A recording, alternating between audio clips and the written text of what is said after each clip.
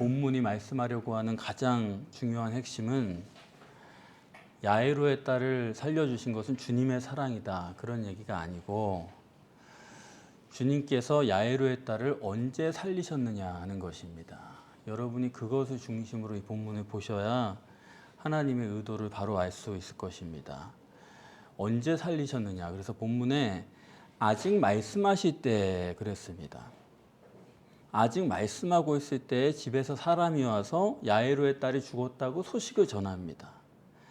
아직 말씀하실 때라는 것은 일부러 죽을 때를 기다리셨다, 그런 얘기예요. 나쁘게 말하면 일부러 죽이셨다, 그런 거나 마찬가지죠. 말씀하면서 야이로의 딸이 죽을 때를 확인하신 다음에 그럴 때를 기다리셨다가 가서 살리셨다는 것을 여러분들이 생각하셔야 되겠습니다. 병 주고 약 주신 거예요. 나쁘게 얘기하면 죽이고서 도로 살리신 거예요. 이런 거지. 아우, 예수님은 병자는 다 고쳐주시고 안 고쳐주시고는 배기지 못하시고 예수님이 가시면 죽은 자는 다 살아날 수밖에 없고, 이렇게 일반적으로 얘기하는 것은 본문과는 전혀 다른 얘기예요. 그런 식으로 볼 것 같으면은 지금 병들어서 죽을 것 같으면은 빨리 가서 고쳐주셔야지 여기서 얘기하고 있으니까. 아니, 부모가 아이가 죽었을 때 받는 그 충격이란 게 어떻겠어요. 근데 그거를 다 아시는 분이 지체하고 있다가 그런 거를 가지고 주님의 사랑을 나타내시기 위해서 이렇게 하셨다, 그래서 죽은 자를 살리신 거다, 그렇게 생각하면 안 되죠. 일부러 죽을 때를 기다리셨다가 살리신다는 것은 주님은 신학 정립의 목적이 있다 하는 것을 여러분들이 아셔야 되겠습니다. 그러니까 병들어서 우연히 죽은 게 아니에요. 일부러 죽게 만들어서 살리신 것이다. 이것은 하나님의 설정이 있다 하는 것입니다. 그러면 하나님은 이렇게 죽은 자를 살리신 의도가 뭐냐 하는 것입니다. 죽은 자를 회생시키시는 의도가 뭐냐 하는 것입니다. 본문에 두려워 말고 믿기만 하라, 그리하면 딸이 구원을 얻으리라 했는데 믿기만 하면 딸이 살아난다, 그렇게 말씀하신 게 아니죠. 믿기만 하면 딸이 구원을 얻는다고 하신 것입니다. 다시 말해서 본문은 구원론을 정립하라는 거예요. 구원론을 정립하되 사망과 회생을 통해서 구원론을 정립하라. 사망과 회생을 통해서 메시아의 구원이 어떤 것인가를 산뜻하게 정립하라, 그런 의도가 되겠습니다. 그렇기 때문에 우선 사망에 대해서 우리가 생각을 해보겠습니다. 사망이 뭡니까? 본문에서도 당신의 딸이 죽었나이다, 선생을 더 괴롭게 마소서. 사망이 뭐냐 하면 이제 끝장난 거예요. 죽었으니까 더 손 쓸 수가 없는 겁니다. 누가 와서 해봐도 그거는 소용없다 이겁니다. 사무엘하 12장에 보시면은 다윗이 밧세바와 간통을 해서 밧세바가 다윗의 아들을 낳죠. 그런데 하나님께서 그거를 치셔가지고 아이가 시름시름합니다. 그래서 다윗이 그 아이를 살려보려고 금식하면서 간절하게 기도해요. 그런데 그만 살지 못하고 죽습니다. 그랬더니 다윗이 툭툭 털고 일어나가지고 신하들한테 먹을 걸 가져오라는 거예요. 그러니까 신하들이 놀라죠. 아니, 아이가 죽어갈 때는 그렇게 금식하고 기도하시더니 지금 죽었는데 뭐 좋다고 지금 음식을 드십니까? 그러니까 다윗이 뭐라 그럽니까? 그때는 혹시 살 길이 있어서 내가 그렇게 기도했지만은 지금은 죽었는데 내가 할 일이 뭐가 더 있어? 음식을 가져와. 내가 할 수 있는 건 아무것도 없어. 그렇게 얘기하는 것을 볼 수 있습니다. 그러니까 죽기 전에 어떻게 해보려고 하지만은 죽으면 아무 소용없다 이겁니다. 이렇게 사망은 육신의 생명이 끝난 거고 누가 와도 이건 어떻게 할 수가 없는 거예요. 그게 우리들의 생각인데 그게 다윗의 생각이고, 근데 오늘 본문에 보면 예수님의 생각은 다윗의 생각과는 전혀 달라요. 오늘 본문에도 사람들은 다 죽었다 그러는데 예수님은 죽었다고 안 그러세요. 잔다는 거예요. 근데 사실 이렇게 잔다고 생각하는 거, 죽는 걸로 끝장나는 게 아니라고 생각하는 사람들이 예수님 말고도 원래 있습니다. 옛날에 이집트에 피라미드 만든 그 파라오들도 다 그런 거 아닙니까? 아니, 죽어서 그냥 끝난다고 생각하면 그 사람들이 뭐 미쳤다고 그렇게 고생을 해요. 그러니까 죽은 게 아니고 잔다. 영혼이 갔다가 다시 돌아오면 되살아난다라고 생각하는 사람들이 있다는 거죠. 그때도 그렇고 지금도 있습니다. 그러니까 예수님뿐만 아니라 성경뿐만 아니라도 죽는 것을 잔다고 생각하는 사람들이 있다고요. 그래서 저는 내복음서가 예수님의 죽음에 대해서 기록하는 걸 보면 놀라요. 예수님이 죽으시는 장면을 뭐라고 기록하냐면 마태복음에는 영혼이 떠나갔대요. 영혼이라고 번역했지만 원어로는 푸뉴마, 영입니다. 영이 떠나갔다. 그걸 죽음이라고 기록해요. 그리고 마가복음에는 운명하셨다 그렇게 기록하는데 운명했다는 거는 죽었다는 거 아닙니까? 근데 그 번역이 잘못됐어요. 운명했다고 번역하면 안 되고 원어로는 에크푸뉴마입니다. 푸뉴마가 나가버린 거예요. 영이 나갔다. 몸속에 있던 영이 몸 밖으로 갔다. 그걸 번역을 운명했다라고 한 것입니다. 거기서도 영혼이 떠나갔다라고 얘기하고 누가복음에서는 예수님께서 십자가에서 다 이루었다 하신 다음에 뭐라고 말씀하세요? 아버지여 내 영을 아버지 손에 부탁하나이다 그래요. 그러니까 이렇게 보시면은 예수 그리스도께서 십자가에서 죽으신 장면을 기록한 것은 지금 요한복음 말씀드리지 않았습니다. 여러분 찾아서 읽어보시면 다 똑같아요. 내복음서와 같습니다. 어떻게 똑같냐 하면 육이 영과 분리됐다라는 거예요. 육에서 영이 빠져나갔다는 거예요. 영과 육의 분리가 죽음이다. 우린 그렇게 부르는 것입니다. 그것이 성경에서 얘기하는 사망의 신학이에요. 사망신학이다. 그 다음엔 회생이 있습니다. 죽은 다음 회생이에요. 회생신학이 있어요. 회생은 의학적으로는 불가능합니다. 왜냐하면 4분만 뇌에 산소가 공급되지 않아도 뇌가 다 죽어요. 그러면 회생 불가능입니다. 어떤 사람도. 근데 성경은 4분이 아니라 몇 시간, 며칠이 지난 다음에도 회생하는 사람들에 대해서 얘기하고 있어요. 지금 야이로의 딸도 기절한 거 아니거든요. 확실히 죽은 거예요. 그걸 확인하고 오신 거거든요. 또 나인성 과부의 아들도 죽어서 운구하려고 나가는 시간이에요. 그걸 살렸거든요. 나사로는 뭐 말할 것도 없죠. 무덤에 들어가 있는 사람을 살렸습니다. 구약에도 있어요. 엘리야도 살렸고 엘리사도 살렸죠.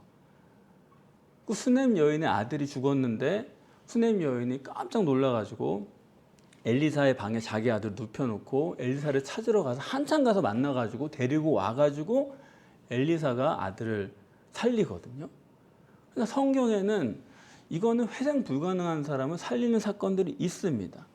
근데 이게 이렇게만 얘기하면 그건 성경에 있는 얘기지 이스라엘 사람들 전설이지 뭐 무협지지 이렇게 얘기할까 봐서 실제로 얘기해 보면요. 여러분 아시는 대로 지금도 죽었다가 살아나는 사람들은 수두룩해요.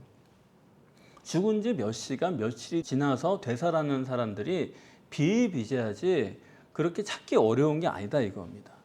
그러니까 의학적으로 4분이다. 그것도 법칙이 아니에요. 자기의 구미에 맞기 때문에 그걸 원할 수는 있겠지만 그거 외에도 다른 일들이 많기 때문에 이것만이다라고 얘기하는 건 과학적 태도는 아닙니다. 그러니까 지금도 며칠, 몇 시간 만에 되살아나는 것은 성경뿐만 아니라 현재도 비일비재하다. 그렇다면 이렇게 회생하는 것은 어떤 조건이 있어야지만 회생할 수 있느냐? 인간이 단일체면요. 절대로 죽었다가 되살아나는 일은 없습니다. 단일체면은 4분이면 뇌세포가 파괴돼요. 어떻게 되살아나요? 사람들이 성경에서 죽었다가 일어나는 것을 얘기하면서 그 본질은 잘 모르는 것 같아요. 사람이 단일체면요. 인류 역사에 단 한 명도 회생하는 사람은 없어야 됩니다. 그런데 회생하는 일이 실제로 있거든요. 그건 왜 그러냐? 이중체여야지만 가능한 거예요. 겉사람 육신 속에 속사람 영이 초월체로 들어있지 않는 한은 회생하는 일은 전혀 불가능합니다. 그래서 오늘 본문이 중요한 건 뭐냐면 본문은 야이로의 딸이 죽은 다음에 그 다음에 도착하신 예수님께서 살리는 거 기록하는데 어떻게 해서 샀느냐? 55절에 보시는 것처럼 그냥 살았다는 게 아니에요. 정확하게 기록해 줍니다. 영이 돌아왔다라는 거예요. 몸을 빠져나간 영이 몸속으로 다시 돌아왔다. 그래서 산 것이다라고 표현하고 있습니다.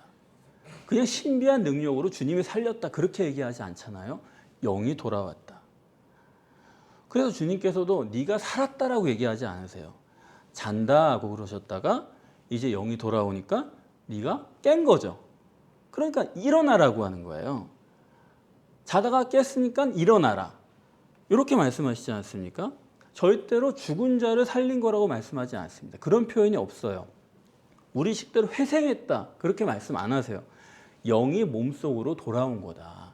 그러니까 이제 일어나라. 그렇게 말씀하시는 것입니다. 우리가 흔히 쓰는 부활이라는 단어도 영어로 resurrection이잖아요. 그러니까 부활이라는 단어도 사실은 단일체에만 적용되는 단어예요. 그 단어가 이게 사실과는 거리가 먼 단어입니다. 부활이라는 거는 이중체에는 해당이 안 되는 얘기예요. 부활이라는 원어 자체가 리라는 말이 없어요. 다시란 말이 없고 그냥 부활은 일어나다 또는 일어서다 그렇게 표현합니다. 그러니까 뭐 다시 변한다거나 아니면 살아난다거나 그런 용어가 전혀 아니에요. 원어적으로는. 근데 그거를 사람들이 인간의 단일체로만 보니까 이 속에 영이 튀어나온다고 생각을 안 하고 이 몸이 다시 살아나는 것처럼 리저렉션이라고 표현을 한 것입니다. 그러니까 부활이라는 단어도 사실상 잘못된 용어예요. 저희 교회에서 또 여러분들도 주체라는 말을 익숙하게 지금 사용을 하고 계신데 주체라는 말도요. 단일체에는 적용되는 말이 아닙니다. 단일체인데 주체가 어디 있어요? 그냥 그거 그대로죠. 몸 그대로지 주체가 어디 있어요? 주체라는 말도 제가 자주 쓰지만은 그것은 인간이 이중체여야지만 해당되는 얘기예요. 육체 안에 초월적 영이 있다 그러면은 육체가 주체냐 영이 주체냐 이걸 따질 수 있는 거지 그때 주체론이라는 게 적용되는 말씀이지 단일체 같으면은 주체란 말이 뭐가 필요해요? 그냥 있는 그대로 그거 다죠. 그래서 성경은 주체에 언제나 초점을 맞추고 있습니다. 뭐라고 말합니까? 무릇 지킬 만한 것보다 더욱 내 마음을 지키라. 있는 생명의 근원이 이에서 남이니라 했습니다. 무슨 말씀입니까? 내 행위나 물질이나 모든 것이 근원이 육체가 아니란 얘기예요. 마음이란 얘기예요. 아니 속 다르고 겉 다른 거 그거 수두룩한 일이잖아요. 우리 상식적으로 경험해도 마음이 주체죠. 마음이 있고 육체 따로 있는 거거든요. 그러나 사람이 육적 본능도 강력하고 영적 본능도 동시에 강력하기 때문에 이 둘은 불가항력적이기 때문에 이거 어느 하나도 버릴 수가 없어요. 두 가지를 다 갖고 사는 존재인데 영적 본능, 육적 본능, 이중 본능을 가지고 사는 존재인데 육체가 워낙 강력하다 보니까 육체 우선이다 보니까 실제로는 본능은 이중 본능이지만 육체가 강력하니까 단일체처럼 단일체 이중 본능으로 사는 게 인간이다 하는 말씀입니다.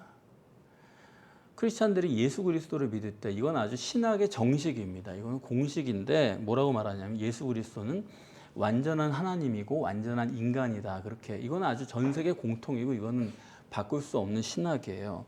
완전한 하나님, 완전한 인간 이것이 예수 그리스도라고 믿는 사람들인데 여러분 어떻게 완전한 하나님 또 완전한 인간 이 둘이 동시에 성립할 수가 있습니까?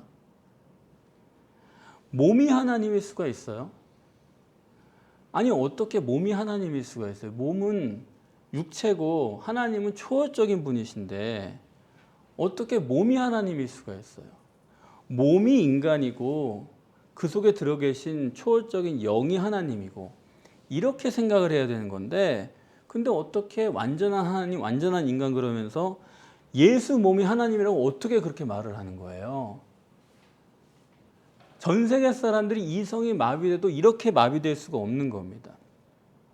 그러니까 관념적으로는 영이 하나님이다 우리가 그렇게 얘기하지만 인간은 보이는 게 절대이기 때문에 얼마나 절대인지 단일체 그 육체를 또 하나님이라고 부르는 거예요. 예수가 하나님이라고 그러는 거예요. 그러니까 하나님이 죽었다 이런 식으로 슬퍼하고 그러는 겁니다. 근데 성경은 여러분 읽어보시면은 예수 그리스도가 십자가에서 죽는 거에 대해서 슬프다고 얘기하지 않아요. 조금도 그런 뉘앙스가 없어요. 슬프다, 뭐 억울한 일을 당했다, 이럴 수가 있느냐, 그런 느낌이 하나도 없다는 겁니다. 기록한 제자들조차도.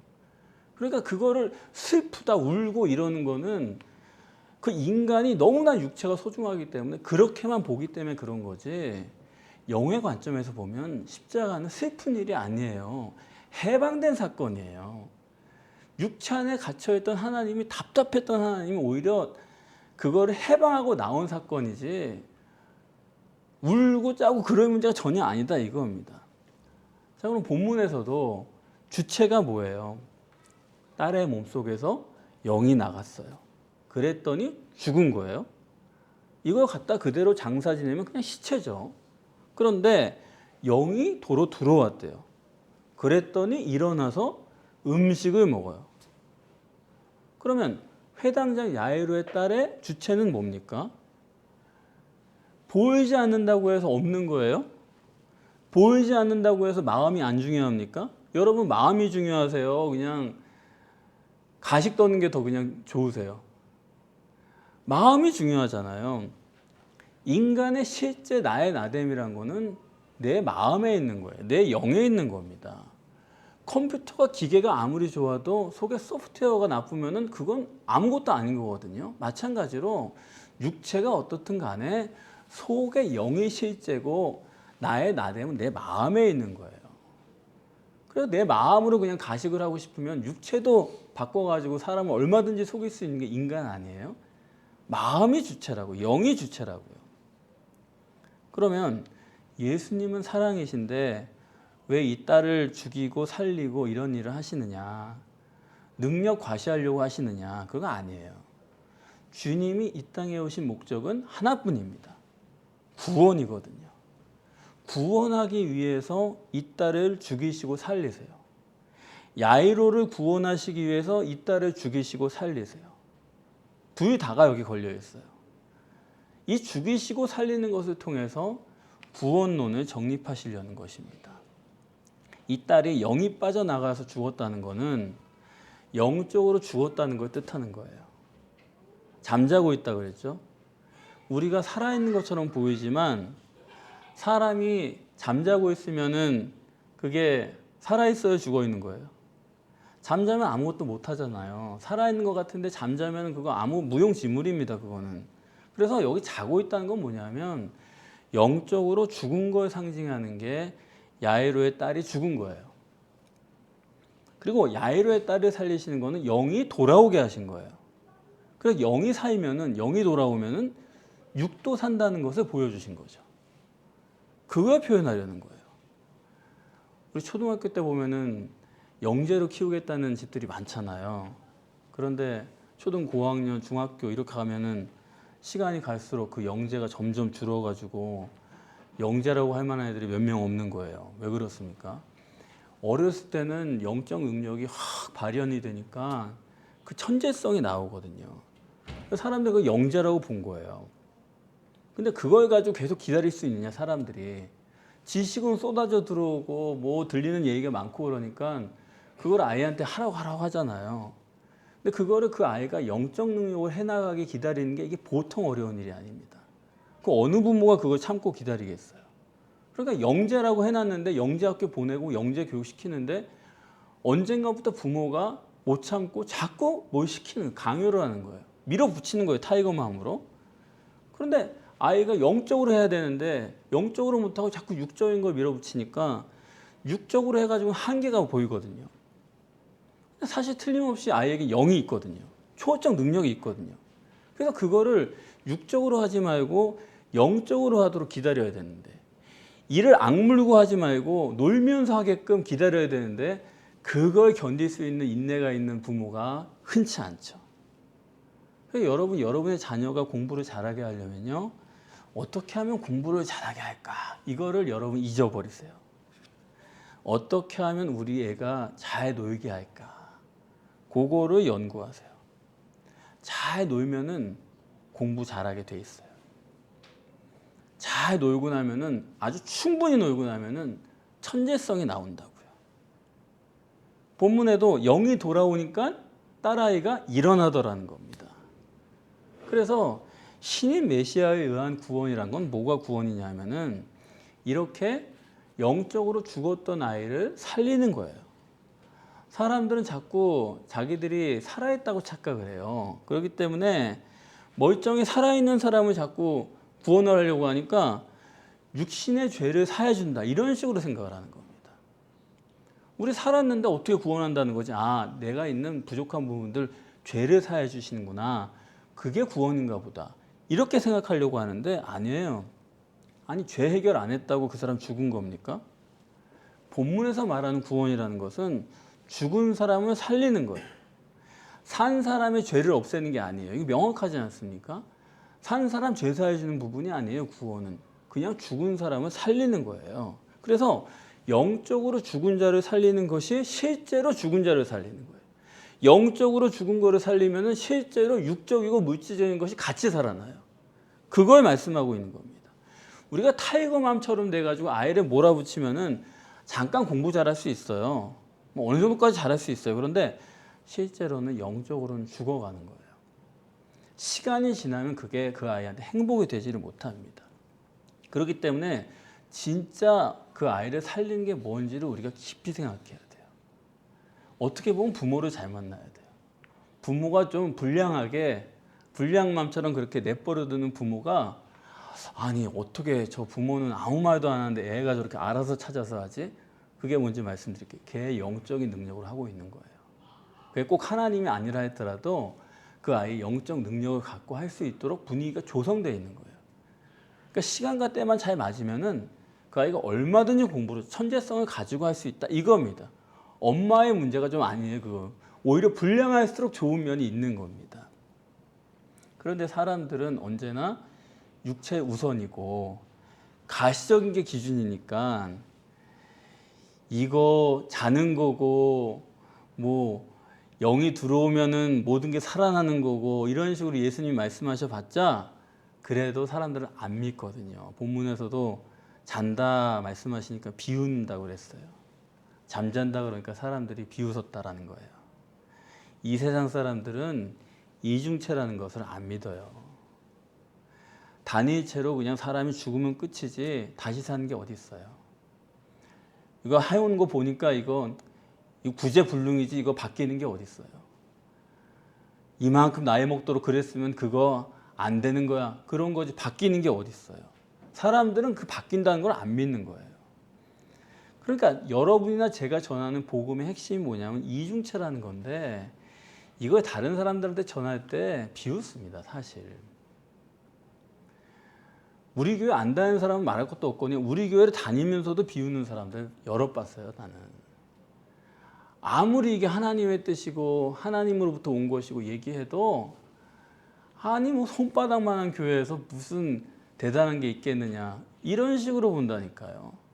그러니까 진리를 판단할 능력조차 없는 것이고 눈에 보이는 것 갖고 생각을 하는 것입니다. 이중체니 뭐 영이니 주체니 얘기해봤자 그거 귀로만 듣는 거지 여전히 자기는 단일체로 사는 거고 물질이고 육체고 그게 전부인 거죠. 귀로만 듣지 말로는 그건 실제가 아닌 거예요. 그래서 오늘 본문에서 이 부모가 믿었다 그랬어요. 적어도 이 부모는 믿었어요. 두려워 말고 믿기만 하라.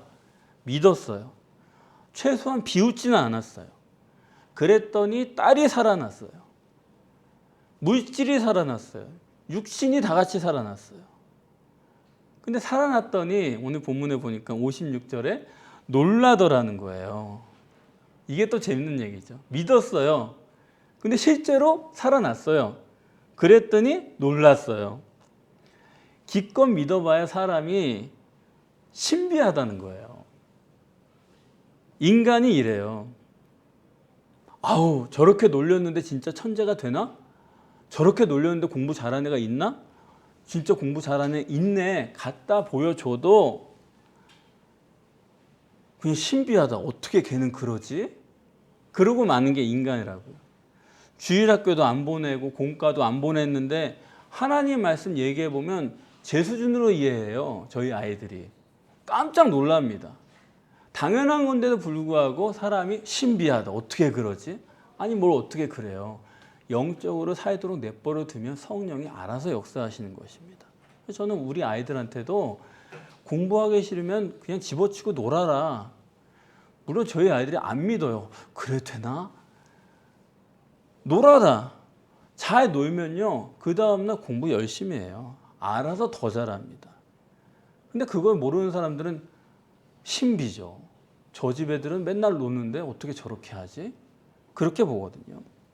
그래서 오늘 본문에 예수님께서 경계하시는 거예요.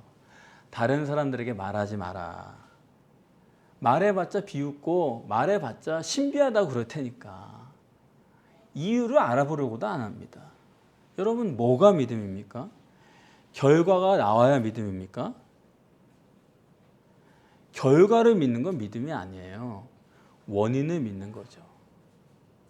일이 이루어지기 전에, 검증되기 전에 성경이 이런 원리다, 이런 법칙이다 하면 그걸 믿어야 돼요.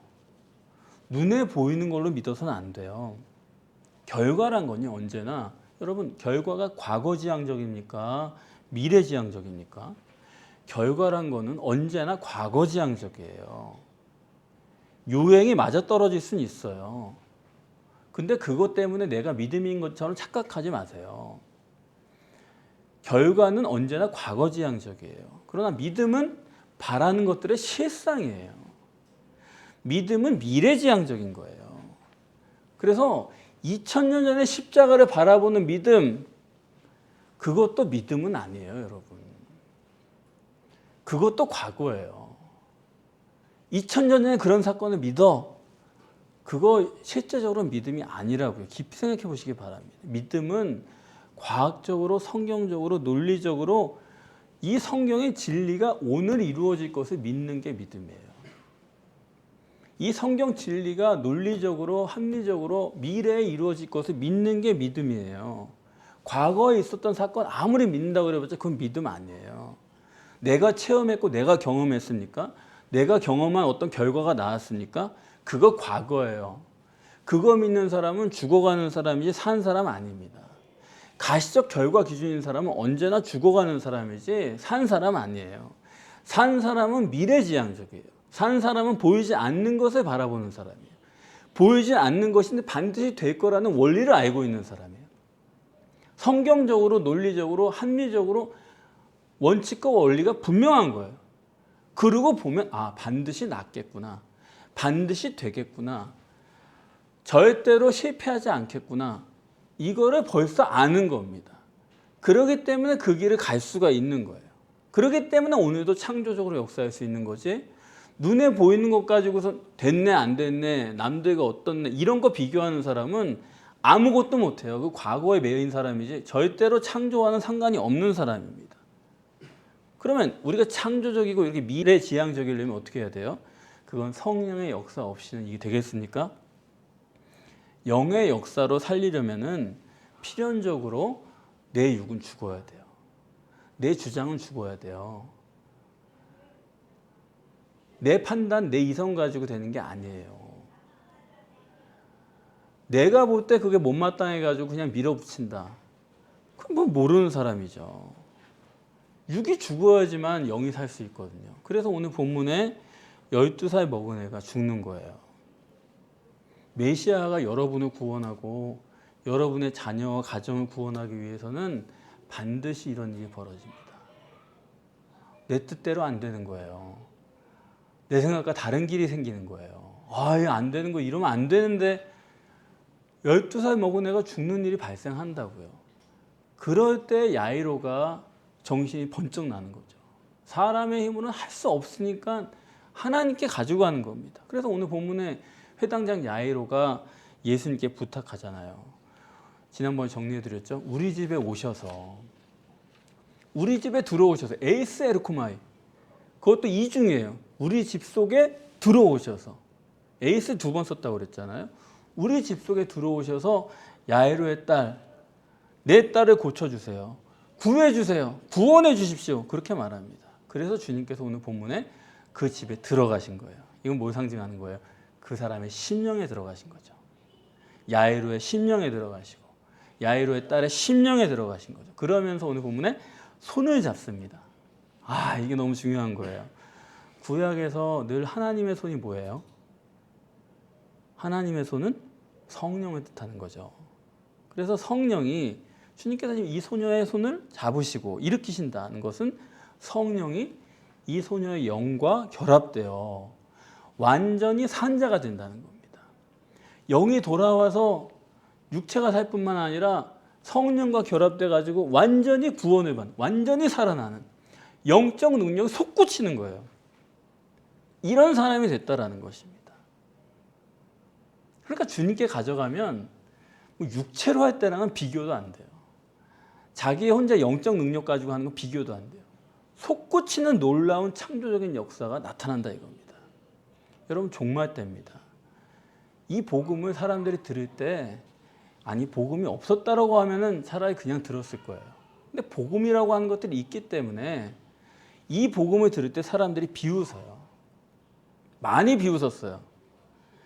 이 사람들이 비웃는 이 진리 특이하다 그러고 신기하다 그러고 신비하다 그러고 그렇지만 그러나 여러분 때가 이르리니 틀림없이 이 복음이 객관적 사실로 증거될 날이 다가오고 있습니다. 하루하루 여러분 자신과 여러분의 자녀들이 이러한 복음의 증인으로서 마지막 때에 복음 증거의 사명을 잘 감당하셔서 하나님의 자녀로 승리하시기를 바랍니다.